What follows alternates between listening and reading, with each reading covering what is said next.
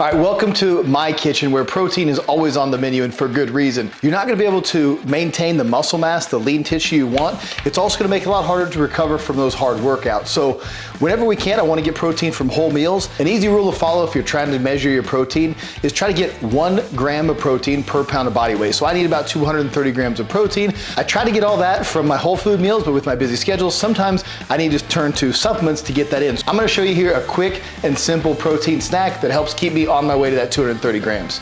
I'm gonna grab some non-fat plain Greek yogurt, okay? In 1 cup, this is gonna have, I'm gonna measure out, so 226 grams is 1 cup. 1 cup of the yogurt is gonna be about 12 grams of protein. I'm gonna add to it another scoop of my whey isolate chocolate crave.